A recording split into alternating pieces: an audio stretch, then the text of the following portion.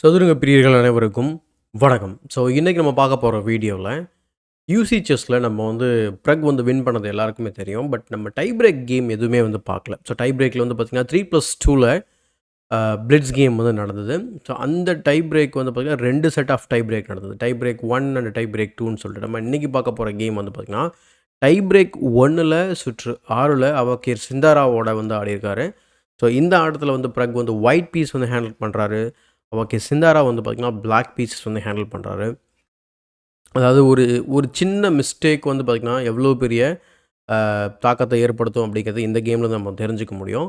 And இந்த கேமுமே வந்து ரொம்ப ரொம்ப முக்கியமான கேம் ப்ரக் வந்து இந்த கப்பை வந்து வின் பண்ணதுக்கு. அதனால் இந்த கேமை வந்து நம்ம வந்து பார்க்கலாம். அதுக்கு ரெக்வஸ்ட் என்ன அப்படின்னா, நம்ம சேனல் நீங்கள் சப்ஸ்கிரைப் பண்ணாமல் வீடியோஸ்லாம் பார்த்துட்ருக்கீங்க அப்படின்னா சப்ஸ்கிரைப் பண்ணிட்டு பெல் பட்டனை ப்ரெஸ் பண்ணி வச்சுக்கோங்க. இப்போ இந்த கேம் பார்க்கலாம் வாங்க. இந்த கேமில் வந்து ப்ரக் வந்து D4 ஓப்பன் பண்ணுறாரு. அதுக்கு ரிப்ளை வந்து பார்த்திங்கன்னா நைட் F6 இருக்குது. ஸோ நைட் F3 G6 நம்ம வந்து இங்கே ஒரு என்ன சொல்கிறது, கிங் சைட் ஃபேன்ஷட்டோ ஸ்ட்ரக்சர் வந்து நம்ம இமீடியட்டாக பார்க்குறோம். பட் அதை ட்ரான்ஸ்போஸ் பண்ணி இமீடியட்டாக அதை ஒரு கிங்ஸ் இண்டியனாக வந்து மாற்றுறாரு. பிஷப் G7 நைட் C3 கேசல் பண்ணுறாரு. அதுக்கப்புறம் E4. ஸோ 3 பாயிண்ட்ஸ் இந்த மாதிரி வைக்கிறது ரொம்ப ரொம்ப வழக்கமான ஒரு விஷயம் கிங்ஸ் இண்டியனில். அதுக்கு D6 ஃபாலோ அப் வந்து C5 E5 லேட்டராக வந்து விளையாடுவாங்க சென்டரில். அதுக்கு தான் இந்த D6 மூவ். ஸோ H3க்கு அப்புறம் வந்து குயின் E8 போடுறாரு. அண்ட் இந்த பொசிஷனில் வந்து மெயின் மூவ் வந்து பார்த்திங்கன்னா டேரெக்டாக E5 விளையாடுறது தான் ரொம்ப ரொம்ப மெயின் மூவ். அதுக்கு ஜென்ரலாக வந்து ஒயிட் என்ன பண்ணுவாங்க அப்படின்னா D5 போடுவாங்க. ஏங்க இங்கே ஒரு பானை நம்ம வின் பண்ணுற மாதிரி இருக்கே அப்படின்னு சொல்லலாம் அப்படின்னு நம்ம யோசனை பண்ணோம் அப்படின்னா அது ஆக்சுவலாக தப்பு. ஏன் அப்படின்னா இப்போ டிடெக்ஸ் E5க்கு அப்புறம் டிடெக்ஸ் E5 விளையாடுவீங்க. அண்ட் தென் சப்போஸ் நம்ம இங்கே டேரெக்டாக வெட்டுறோம் அப்படின்னா குயின் டெக்ஸ் D1 செக்கு. அப்போ நீங்கள் வந்து நைட்டால் தான் வெட்டணும்.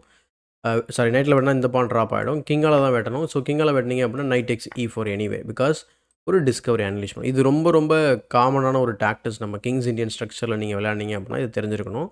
பட் இங்கே வந்து மெயின் லைன் நம்ம பார்க்கல. ஸோ E5க்கு D5 விளையாடுவாங்க. அதுக்கப்புறம் இந்த மாதிரி ஸோ காமனாக நைட் A6 நைட் C5 வந்து E4 ப்ரெஷர் பண்ணுவாங்க. பட் கேமில் என்ன ஆச்சு அப்படின்னா குயின் E8 டேரெக்டாக வந்து விளையாடுறாரு. அதுக்கப்புறம் bishop to E3 pawn to E5 pin அதுக்கப்புறம் ஸ்ட்ரைக் பண்ணுறாரு. என்னென்னா அவர் மேபி குயின் ட்ரேட் பண்ணக்கூடாதுன்றதுக்காக குயினை வந்து E8ல் வச்சுட்டு அதுக்கப்புறம் பண்ணுறாரோ என்னமோ. ஏன்னா சப்போஸ் லைனை ஓப்பன் பண்ணார் அப்படின்னா குயின் ட்ரேட் நடக்க வாய்ப்பு இருக்குது. So D5. ஸோ D5ஓட ஐடியா சென்ட்ரலில் ஸ்பேஸ் கெயின் பண்ணுறோம். பட் இதனால் பிளாக்குக்கு வந்து அட்வான்டேஜ் என்ன அப்படின்னா C5 ஸ்கொயர் வந்து கிடைக்கும். ஸோ நைட் H5 போடுறாரு. So night A6 night C5 வர்றது ரொம்ப வழக்கமான ஒரு விஷயந்தான். So night H5.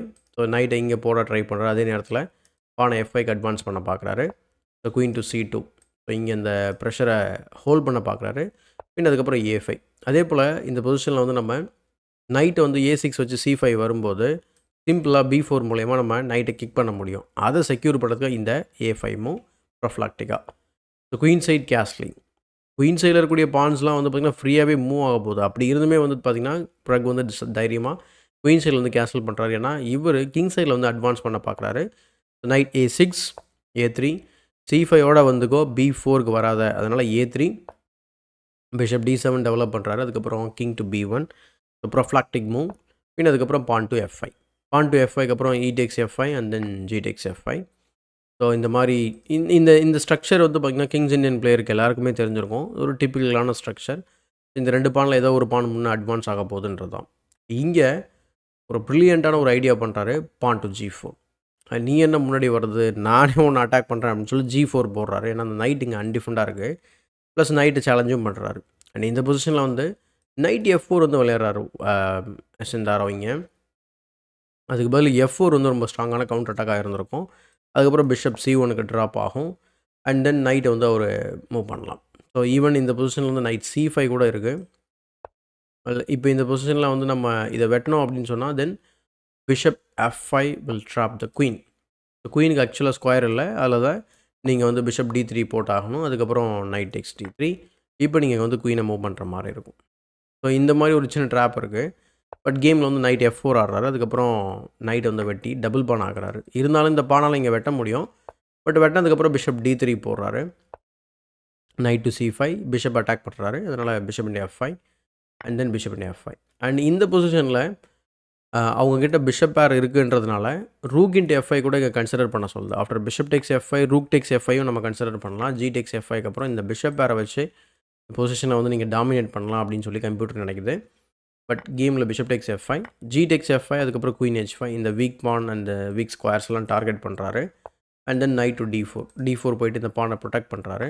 அது எக்ஸ்ட்ரா பான் தான், பட் வீக் பான். பட் அதை என்ன சொல்கிறது, அந்த கார்டை ரிமூவ் பண்ணிட்டு அந்த பானை வந்து அட்டாக் பண்ணுறாரு. அட்டாக் பண்ணதுக்கப்புறம் rook G1 check, king H8 and then rook to G4. So இந்த வீக் பானை டார்கெட் பண்ணுறதை உங்களால் பார்க்க முடியும். ஸோ அதனால் அந்த பானை வந்து முன்னாடி மூவ் பண்ணிடுறாரு. பின் அதுக்கப்புறம் queen tax F5, rook tax F5, அதுக்கப்புறம் கிங் C2, A4, அதுக்கப்புறம் நைட் டு E4. ஸோ நைட்டை ட்ரேட் பண்ண பார்க்குறாரு. ஸோ நைட்டுக்கு ப்ரெஷர் வந்த உடனே அவரே ட்ரேட் பண்ணுறாரு. So first cheque. அண்டு இந்த பொசிஷனில் வந்து பார்த்திங்கனாக்கா, இந்த மூவ் பண்ணுறதுக்கு முன்னாடி நைட் அவர் ரீட்ரீட் பண்ணிவிட்டு இங்கே உள்ளே வர ட்ரை பண்ணியிருந்திருக்கலாம். பட் இதில் என்ன இஷ்யூ அப்படின்னா, அவருக்கு டபுள் பான் ஆக வாய்ப்பு இருக்குது இல்லையா? ஸோ ரூக் E2 செக்கு, ரூக் வச்சு பிளாக் பண்ணதுக்கப்புறம் D-Takes C5, இங்கே டபுள் பான் கிடைக்குது. இன்ஃபேக்ட் இந்த பான் இல்லாமல் இருந்தால் கூட இந்த கேம் வந்து ஈக்குவலாக முடிஞ்சிருக்க வாய்ப்பு இருந்திருக்கும். பட் மேபி இந்த ஸ்ட்ரக்சர்னால கூட இந்த கேம் வந்து பார்த்திங்கன்னா ப்ரக் வின் பண்ண வாய்ப்பாக இருந்திருக்கும்னு நான் நினைக்கிறேன். ஸோ கிங் D1 வந்துடுறாரு, rook F E5, rook take. இந்த இடத்துல பார் வந்து கீழே வர்றதை நீங்கள் நல்லா பார்க்க முடியும். எவல்யூஷன் பார். அதுக்கான முக்கியமான காரணம் என்ன அப்படின்னா, பிளாக் வந்து இந்த பொசிஷனில் கொஞ்சம் டாமினேட்டிங்காக இருக்கார். ஸோ எக்ஸாம்பிளுக்கு ரூக் டேக்ஸ் E2க்கு அப்புறம் ரூக் F4 விளையாடுறாரு. And then rook takes F2. So டெம்பரரியாக ஒரு பான் வந்து அப்பில் இருக்கிறாரு. So king E1 and even இந்த மூவ் வந்து ரொம்ப மோசமான மூவ் ப்ரக்குக்கு. ஸோ அதே போல் டைம் ப்ரெஷரை நீங்கள் நல்லா கவனிக்க முடியும். ப்ரக்குக்கு வந்து 5 செகண்ட்ஸ் இருக்குது, ஆப்போனண்ட்டுக்கு வந்து பார்த்திங்கன்னா சிந்தாராவுக்கு 17 செகண்ட்ஸ் இருக்குது. So king E1 is almost losing move. But ஆனால் அது சரியாக அவர் வந்து பனிஷ் பண்ணலை. ரூக் டெக்ஸ் B2 போயிடுறாரு. ஏன் அப்படின்னா, இது ஏன் சரியான பனிஷ்மெண்ட் இல்லை அப்படின்னா, ரூக் F7க்கு அப்புறம் கவுண்டர் அட்டாக். இப்போ இந்த C7 ட்ராப் ஆச்சு அப்படின்னா just 2 moves away from queening. So அதனால தான் இந்த மாதிரி ஒரு ஸ்ட்ராங்கான கவுண்டர் அட்டாக் இந்த வேரியேஷனில் இருக்குது. கம்ப்யூட்டர் என்ன நினைக்குது அப்படின்னா, ரூக் E2வில் செக் கொடுத்துட்டு கிங் D1 மூவ் பண்ணதுக்கப்புறம் இங்கே நீங்கள் வந்து கிங்கை F1 வைக்க முடியாது. கிங் F1 வச்சிங்க அப்படின்னா கிங் G7 ரொம்ப ரொம்ப ஸ்ட்ராங்கான மூவாக இருக்கும். அடுத்து கிங் உள்ளே வர வாய்ப்பு இருக்குது நிறையா. கிங் D1 வந்ததுக்குமே கிங் ரூக் டேக்ஸ் B2 அல்லது ரூக் E3 வந்து விளையாட சொல்லுது இந்த பொசிஷனில். சரி, okay. Rook takes B2 and then rook takes F3னா கிங் G7 வரும். அதனால் இந்த இடத்துல வந்து ரூக் டேக்ஸ் F3 விளையாடாமல் okay, rook takes F3 and then king G7 இந்த ரூக்கோட கவுண்டர் அட்டாக்கை வந்து கம்ப்ளீட்டாக வந்து ஸ்டாப் பண்ணுது. அதுதான் இந்த வேரியேஷனில் கூடிய பெரிய வித்தியாசம். பட் கேமில் வந்து ஒரு டேரெக்டாக வெட்டுறதுனால ரூக் F7 அலோவ் பண்ணுறாரு. ஸோ இதை தான் நான் ஏற்கனவே சொல்லியிருந்தேன். So porn to B5 advance பண்ணுறாரு. ஸோ ஜஸ்ட் ஸ்ட்ரக்சரல் டேமேஜ் வந்து ஏற்படுத்த பார்க்குறாரு. So rook into C7 and then rook E2 check, king F1 and இந்த பொசிஷனில் வந்து 2 பேருக்குமே 5 செகண்ட்ஸ் இருக்குது. அண்ட் இங்கே பிளாக் வந்து விளையாடக்கூடிய ஒரே ஒரு நகர்வு என்ன அப்படின்றத நீங்கள் கண்டுபிடிச்சு ட்ரை பண்ணலாம். அதாவது இந்த மூவ் விளையாடினா மட்டும்தான் இந்த கேம் வந்து ஈக்குவலாக போகும். அதை தவிர்த்து நீங்கள் எதை விளையாடினாலும் பிளாக் வந்து பார்த்திங்கன்னா தோல்வி அடையக்கூடிய நிலைமைக்கு போயிடுவாங்க. அப்படி என்ன கரெக்டான மூவ் அப்படின்னு சொல்லி நீங்கள் ட்ரை பண்ணி பார்க்கலாம். கரெக்டான மூவ் என்ன தெரியுங்களா? P into C4. இதில் என்ன அச்சீவ் பண்ணுறோம் அப்படின்னா, இப்போ எக்ஸாம்பிள் ரூக் இன்ட்டு C5ன்னு வச்சுக்கோங்களேன். இந்த பொசிஷனில் வந்து பல வீக் பாயிண்ட்ஸ் இருக்குது.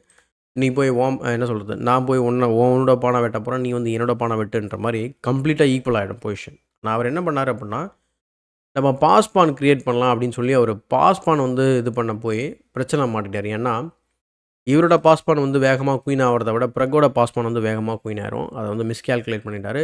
இன்ஃபேக்ட் 5 செகண்ட்ஸில் நம்ம வந்து சரியாக இதை பார்க்க முடியாதுன்னு நான் நினைக்கிறேன். So D6 rook to D2 போடுறாரு.